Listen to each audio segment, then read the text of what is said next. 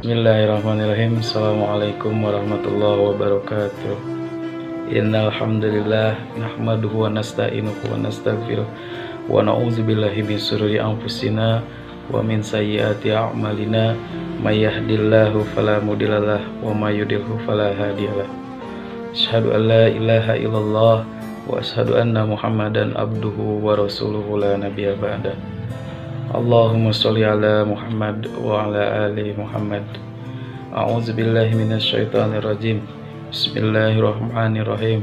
Qad aflahal mu'minuna allazina hum fi salatihim khashi'un. Sadaqallahu adzim. Para siswa yang mengharapkan ridha Allah Subhanahu wa taala, marilah kita ucapkan syukur nikmat kepada Allah Subhanahu wa taala yang telah memberikan kita banyak kenikmatan. Salah satu kenikmatan yang sangat besar diberikan oleh Allah kepada kita, yakni kenikmatan iman kepada Allah Subhanahu wa taala.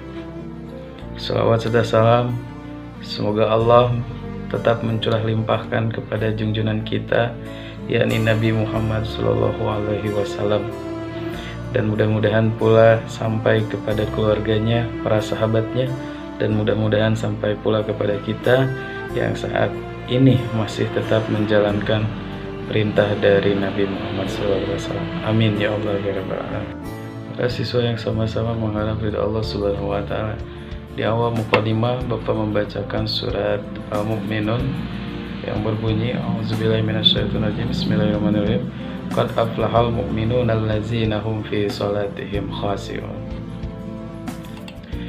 Dalam ayat ini Allah menjelaskan bahwa sungguh berbahagia dan beruntung untuk orang-orang yang beriman, dan sebaliknya sangat merugi untuk orang-orang yang kafir atau yang tidak beriman.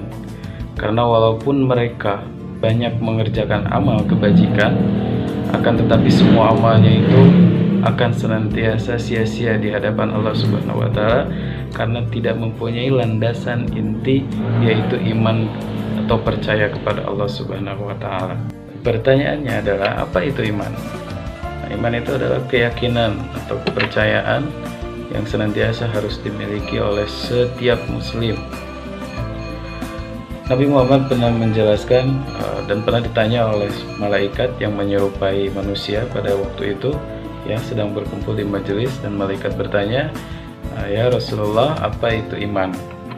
Rasulullah menjawab, iman kepada Allah, iman kepada malaikat, iman kepada kitab Allah atau Al-Quran, iman kepada Rasul Allah, yang kelima iman kepada hari akhir, dan yang keenam iman kepada ketentuan Allah atau qada dan qadar.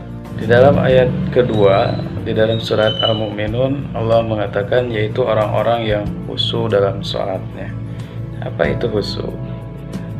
Khusyuk ketika sholat yaitu pikirannya selalu mengingat Allah dan memusatkan semua panca indera, ya, untuk bermunajat kepada Allah, dan seolah-olah dia menyadari bahwa kita sedang sholat, yaitu kita sedang berhadapan dengan Allah Subhanahu wa taala, ya, diiringi dengan keikhlasan, ketabahan, ya, dan rasa takut kepada Allah Subhanahu wa taala. Tentu untuk mendapatkan kekhusyuan di dalam sholat, kita mesti memperhatikan 3 perkara. Yang pertama, kita harus paham apa yang dibaca, supaya apa yang diucapkan oleh lidah dapat dipahami dan dimengerti oleh kita, sesuai dengan ayat yang Allah sampaikan di dalam surat Muhammad, maka tidakkah mereka menghayati Al-Quran, ataukah hati mereka sudah terkunci? Jadi kita senantiasa harus paham artinya. Jadi jangan sampai kita baca saja tapi tidak mengerti, gitu. Ya, para sahabat ketika sedang sholat mereka semua menangis. Kenapa? Karena mereka paham artinya, ya, paham, dan kepahaman itu, ya, akhirnya akan mempengaruhi kekhusyuan kita kepada Allah Subhanahu wa taala. Perkara yang kedua yaitu ingat kepada Allah, ya, sesuai dengan firman Allah, ya, dan laksanakan salat untuk mengingatku. Nah, jadi salah satu fungsi dari salat itu yaitu untuk mengingat Allah. Maka kita harus ingat kepada Allah, jangan mengingat yang lain. Sesuai yang tadi disampaikan bahwa kita itu harus benar-benar merasakan bahwa Allah itu berada di berada di depan kita, atau kita sedang berhadapan dengan Allah. Yang perkara yang ketiga yaitu sholat berarti bermunajat kepada Allah. Pikiran dan perasaan orang yang sholat harus selalu mengingat dan jangan lengah atau lalai. Ya, para ulama berpendapat bahwa sholat yang tidak khusyuk sama dengan tubuh yang tidak mempunyai nyawa, artinya kosong. Ya, akan tetapi ketiadaan khusyuk dalam sholat itu tidak membatalkan.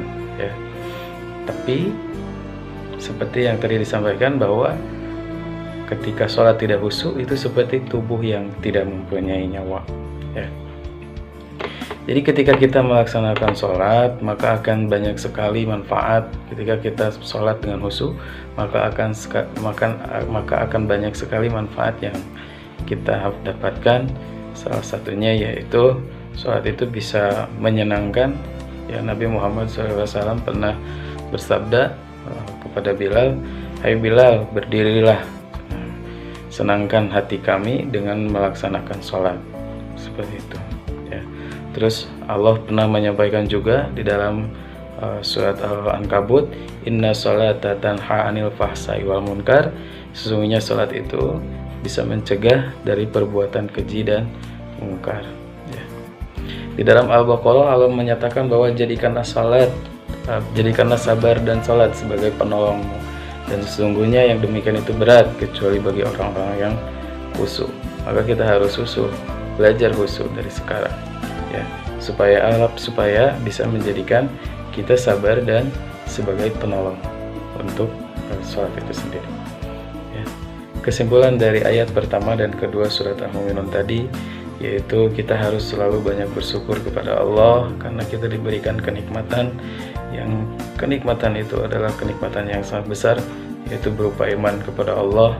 Dan yang kedua yaitu kita harus selalu sholat dalam keadaan khusyuk kepada Allah, ingat kepada Allah, ya, paham apa yang kita ucapkan, paham dan mengerti ayat Al-Quran yang kita bacakan di dalam sholat, sehingga ketika sholat khusyuk, sholat itu akan menjadikan ketenangan kepada kita, ya, pada diri kita, ya, akan senantiasa menjadi penolong bagi kita, ya, mencegah perbuatan keji dan mungkar dan lain sebagainya yang Allah sampaikan di dalam Al-Quran. Demikian kultum singkat ini yang bisa Bapak sampaikan, mudah-mudahan bermanfaat khususnya bagi Bapak pribadi dan umumnya bagi teman-teman siswa SMP Muhammadiyah 8. Amin ya Allah ya Rabbal Alamin. Assalamualaikum warahmatullahi wabarakatuh.